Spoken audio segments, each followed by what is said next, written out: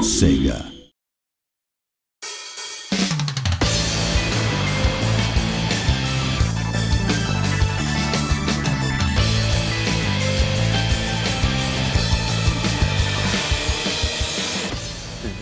I joined Sega in 1993, so I'm going on my 19th year. Sega and Namco were the two giants back then. I applied to both, but just happened to interview with Sega first.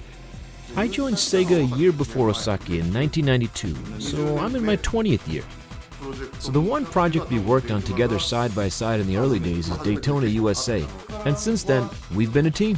We constantly ask ourselves the question, in combat, what feels good? How does it feel? And I think the response has changed over time. To put it simply, we want the player to feel the character's pain. For example, when you do a roundhouse kick, your opponent goes in air. That body is pretty messed up with its face looking one way and the body facing the other direction. In real life, that would never happen. We were convinced that those motions would enhance the overall experience and increase the level of satisfaction when playing. That was and still is important to us. At the time when developing VF1, the number of polygons we were able to use was very limited. I mean, compared to what's possible today. The foundation was very poorly made. But our challenge was to create a realistic, human-like character and use the most amount of polygons ever used in a game at the time. Before Akira existed, I was working on a character called Seba. I liked him. He had a very unique look. Then, one day, Seba disappeared and he was replaced by this character named Akira, wearing a white martial arts uniform. The only plausible explanation I can give is because Suzuki-san was really into Hakkyoku-ken at the time. I was told he replaced Seba with Akira because Seba ranked low in our playtest results. Rather than balancing the roster of characters, we put more emphasis on the elements that would make the characters cool and fun. The main concept behind VF3 was to have the players move around freely in the 3D field, so we added the fourth button to allow for that movement. In VF4, we ended up assigning that to the joystick instead. Adding the fourth button was fun in a way, but it was still pretty difficult for the players to handle. We came up with a tug-of-war-like mechanic where two characters would be linked together at their wrists.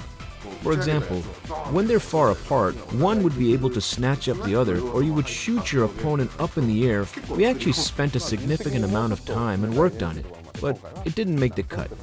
One of the reasons why we didn't include Taka Arashi in VF4 is the motion system. We simply weren't able to express the character in the ideal manner. Another reason is we were pushing overall for a fast-paced, speedy game for VF4, and his character, due to his size and movement, felt somewhat out of place. We added him back in VF5R, and by that time, the technology we had supported the motion we wanted to express. So kind of like what I have here, my chubby belly and whatnot, we were able to create better movement for this large-sized sumo wrestler. But the animation used for Taka Arashi's shadow when thrown is different from the other characters. Obviously, because he's a heavy-set character, we wanted to make sure that was expressed, and we created his own animation set for him. That itself was pretty challenging.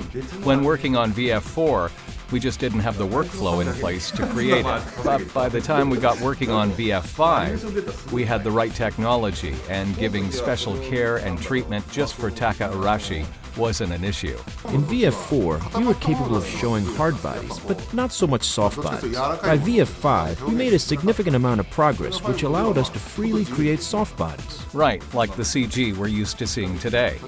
But I can't think of anything where I felt so strong about something and didn't make a game. As a team, we would come up with various concepts and ultimately decide which ones fit the game. With characters and stages, I don't think we stressed too much over which ones to use. It was a pretty straightforward process. In the end, we wanted to make sure our characters and the moves were easy to understand. So, for example, Jai Kundo, Chinese Kempo, professional wrestling, and having a very well-built male character, a female character, and so on. Well, the good news is that this console release will be exactly the same as the last arcade version. It's actually a rare occasion because in the past, the overseas version of the games were a slightly older version of what was running in Japan. So I hope everyone is ready to take on the challenge.